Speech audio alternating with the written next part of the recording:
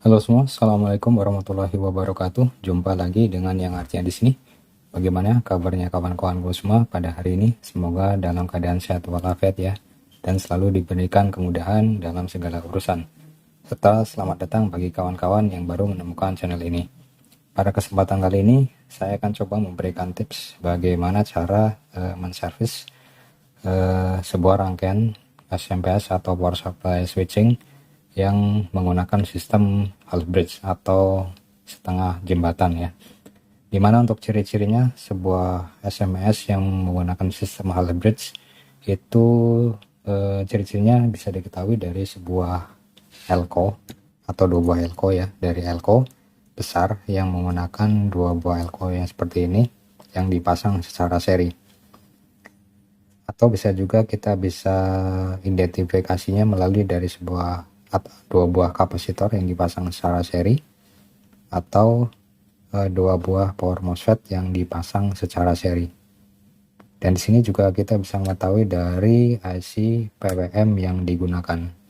Di sini untuk IC-nya menggunakan seri SG3525 serta untuk gate drivernya dia menggunakan IC ER2110. Di sini untuk problem SMPS ini dia mengalami kerusakan ya, atau kerusakan pada power MOSFET-nya. Jika kita di sini cek dengan menggunakan multimeter dan saya set ke mode dioda. Di sini untuk nilai resistansinya atau hambatan dalamnya itu sudah saling terhubung ya. Jika kita bolak-balikan probe ini untuk tiap-tiap pin itu sudah saling terhubung. Jadi bisa dikatakan untuk power MOSFET-nya ini sudah dalam keadaan short atau konslet. Kemudian jika teman-teman ya mengalami problem yang sama seperti ini, jika ditemukan power MOSFET dalam keadaan short yang seperti ini, sebelum melakukan penggantian ya ada baiknya teman-teman cek dahulu untuk sistem rangkaiannya di area blok primer, yakni dengan mengetahui apakah dari IC PWM atau IC gate driver ini sudah bekerja dengan baik atau tidak mengalami kerusakan ya. Di sini kita bisa cek dahulu untuk resistansinya dengan menggunakan multimeter digital, kemudian kita set ke ohm meter, ke mode ohm. Untuk probe warna hitam kita tempelkan ke grounding, kemudian untuk probe merah kita tempelkan ke output dari IC gate driver atau yang berhubungan dengan gate dari power MOSFET. Di sini terbaca kurang lebih sekitar 13,47 mega ohm. Dan untuk output yang satunya lagi kurang lebih sekitar 13, ini malah lebih tinggi ya. Artinya ini boleh dikatakan untuk IC gate drivernya aman karena masih rentangnya di puluhan mega ohm. Jika kita cek output dari IC gate driver menuju ke gate power MOSFET, ini biasanya akan terukur nilai hambatan yang kecil ya, karena ada sebuah resistor dengan nilai kecil kurang lebih sekitar 11,5 ohm, dan untuk output yang satunya lagi itu kurang lebih sama. Jadi jika nanti ditemukan nilainya mendekati 0 ohm, kemungkinan sebuah resistor atau dioda yang berhubungan dengan output gate driver itu mungkin mengalami konslet. Selanjutnya kita akan cek dahulu manual ya menggunakan power supply eksternal atau adaptor dari luar yang kita hubungkan dengan DC plug-in seperti ini. Untuk kabel warna merah kita tempelkan pada kaki positif dari elko supply yang untuk mensuplai dari kedua IC ini. Di sini untuk kabel warna merah kita tempelkan ke kaki positif dari elko.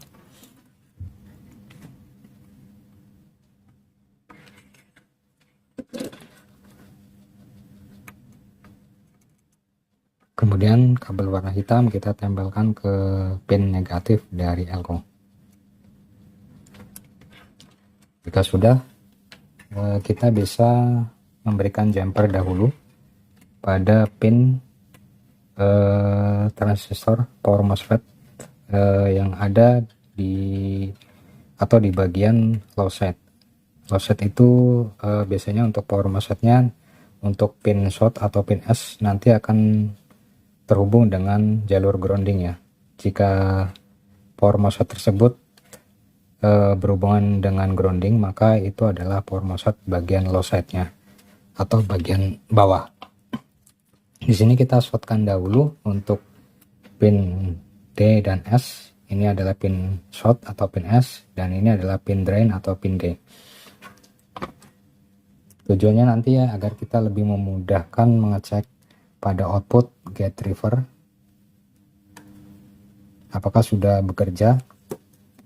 Jika PWM-nya sudah bekerja, apakah gate driver tersebut juga sudah bekerja atau mengeluarkan sinyal ya dari input dari PWM.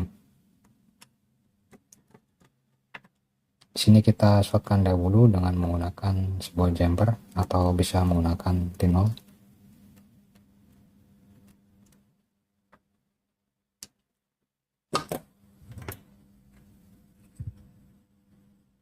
Jika sudah terhubung singkat seperti ini,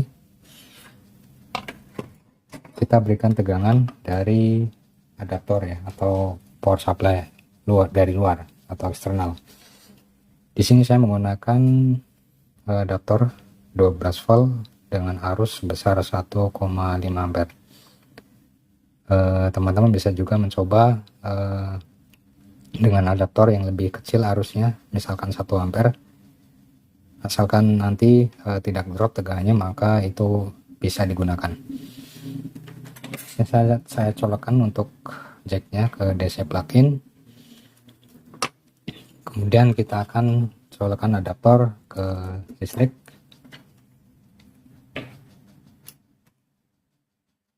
Nah, di sini untuk lampu indikatornya sudah menyala. Ini artinya untuk supply yang masuk ke rangkaian SMS bagian primer itu sudah ada ya. Di sini kita bisa cek tegangannya di elko yang kita pasangi kabel dari DC plug-in.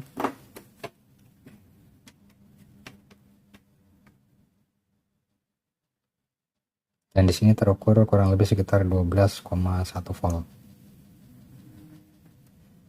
Jika sudah, kita tempelkan probe warna hitam ke jalur grounding, dan probe warna merah, kabel merah kita tempelkan ke output atau pin gate dari power MOSFET. Di sini terbaca untuk outputnya sekitar 5,43 ya DC ya, 5,43, dan untuk output satunya lagi di pin gate transistor yang satunya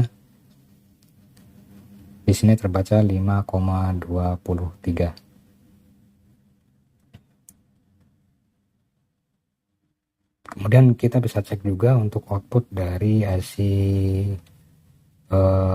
PWM. Di sini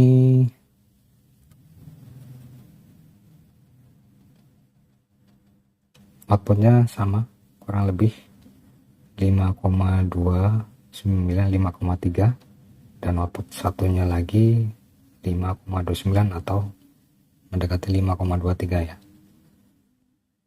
Ini artinya jika kedua output dari IC PWM atau IC gate driver itu sama, boleh dikatakan untuk rangkaian PWM atau IC gate driver itu sudah bekerja atau tidak mengalami konsleting juga ya.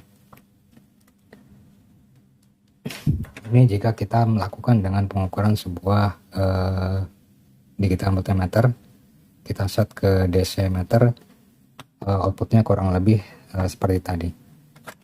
Jika kita teman-teman mempunyai sebuah osiloskop, teman-teman juga bisa mengeceknya, dan tentunya akan lebih mudah ya, karena untuk keterangannya tentunya akan lebih banyak atau lebih akurat.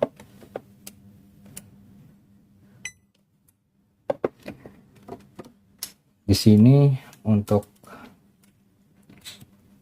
outputnya, untuk penjepitnya kita tempelkan ke grounding, dan kita bisa cek langsung di input atau di gate transistor power MOSFET.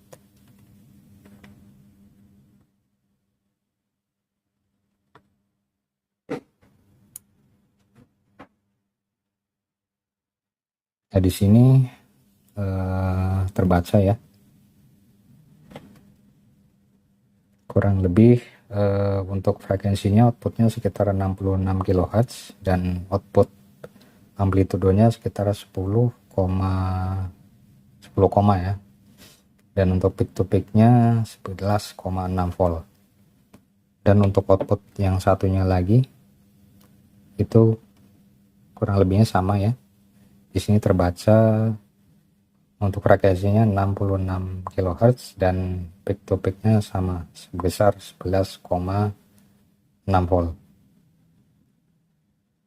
Jadi di sini untuk kedua output dari gate driver itu sama, artinya kita bisa memberikan atau mengganti power MOSFET dan kita bisa aplikasikan ke sumber listrik.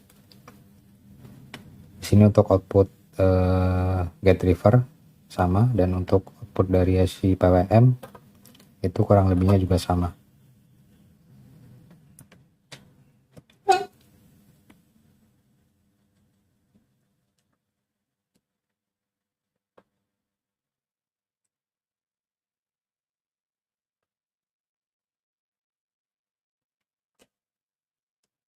Baik, kita akan coba melakukan penggantian power MOSFET, dan usahakan untuk power MOSFET-nya itu speknya sama ya. Jadi nanti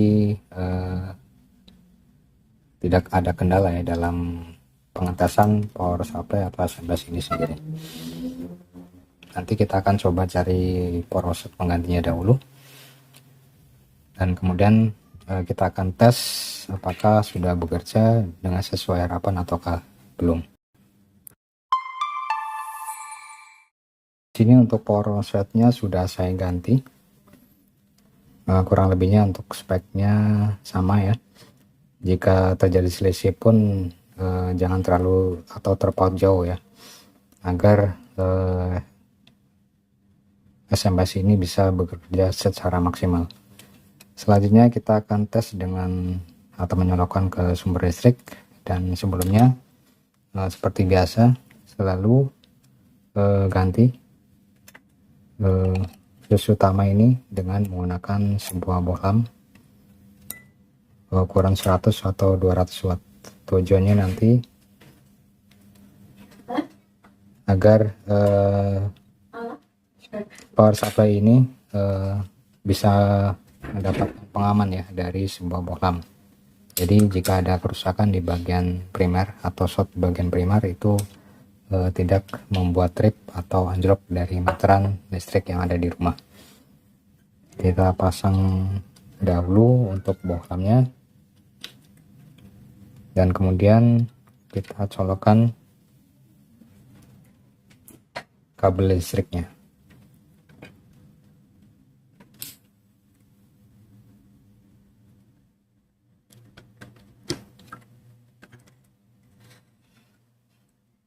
Ya, kurang lebihnya seperti ini. Fuse kita ganti dengan bohlam dahulu, untuk ukurannya bisa 100 atau 200 watt, dan kemudian kita akan tes dengan mencolokkannya ke sumber listrik. Dan di sini untuk multimeter saya set ke DC volt, apakah SMPS ini sudah bekerja sesuai harapan ataukah belum.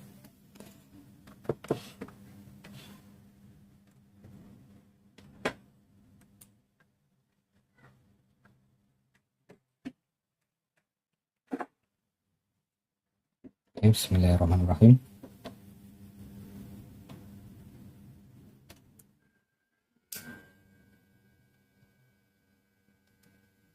Nah, di sini untuk lampu indikator di area sekunder ini sudah menyala.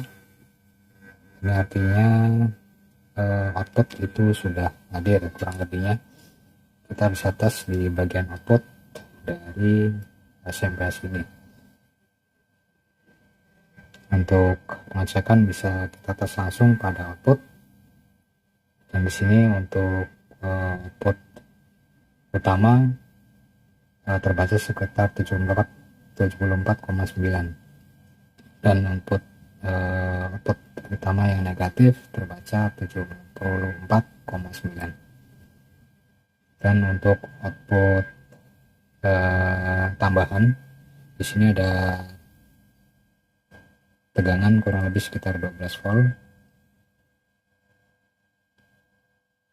dan terbaca kurang lebih sekitar 12,45 ya voltnya. Jadi di sini untuk SMPS ini sudah bekerja lagi sesuai harapan, dan untuk tipsnya kurang lebih seperti yang saya jelaskan tadi. Kita bisa menggunakan power supply eksternal dengan menghubungkan dengan sebuah adaptor tadi ya, dan jangan lupa untuk power MOSFET bagian low atau low setnya kita hubung singkatkan atau kita beri jumper antara pin D dan S, tujuannya untuk mengaktifkan IC gate driver di bagian headsetnya. Jadi jika kita tidak melakukan hal demikian, nanti untuk bagian headset itu tidak akan aktif ya, atau tidak mengeluarkan sinyal. Seperti tadi untuk pengukuran menggunakan skala DC itu imbang antara low set dan high setnya, dan jika kita tes menggunakan oscilloscope untuk outputnya juga imbang. Oke, kurang lebihnya seperti itu ya. Untuk prosedurnya, cara servis dari SMPS dengan sistem hard bridge, dan ini bisa berlaku untuk SMPS jenis apapun ya, bisa hard bridge ataupun full bridge juga bisa, yang menggunakan dua buah power MOSFET yang dipasang secara seri ya. Dan jika nanti ada pertanyaan bisa tinggalkan pertanyaan di kolom komentar, dan mohon maaf bila ada penjelasan yang kurang bisa dipahami. Wabillahi taufiq wal hidayah. Assalamualaikum warahmatullahi wabarakatuh.